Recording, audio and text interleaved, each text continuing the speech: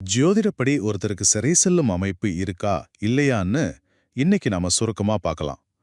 அதாவது பாத்தீங்கன்னா, ஒருத்தரோட ஜாதகத்தில் இருக்கிற சில கிரக அமைப்புகளை வச்சு அவங்க தப்பு செஞ்சாலும் சரி செய்யலனாலும் சரி சட்டச்சிக்கல் வர வாய்ப்பு இருக்கான்னு தெரிஞ்சுக்க முடியுமா. இதை தெரிஞ்சு வச்சுக்கிறது ஒரு வார்னிங் மாதிரி நமக்கு ரொம்பவே யூஸ் ஆகும். சரி, முதல்ல எந்த வீடுகள் இதுக்கு முக்கிய காரணம்னு பார்ப்போம். ஒருத்தரோட ஜாதகத்துல 12ஆம் வீடு தான் சிறை, மருத்துவமனை மாதிரியான தனிமையான இடங்களை குறிக்குது. இதோட 4ஆம் வீடு 8ஆம் வீடும் சேரும்போது இதோட பாதிப்பு இன்னும் அதிகமாகும். இந்த வீடுகள்ல சனி செவ்வாய் மாதிரி, அதாவது பாவ கிரகங்கள்னு சொல்லுவாங்கல்ல, அந்த மாதிரி கிரகங்கள் இருந்தா சிக்கல் வர்றதுக்கு வாய்ப்பு ரொம்ப அதிகம். ரெண்டாவதா, ஒருத்தரோட வேலையே இதுக்கு எப்படி காரணமா அமையலாம் பாருங்க. ஜாதகத்துல 10ஆம் வீடு தான் தொழில குறிக்கிற இடம்.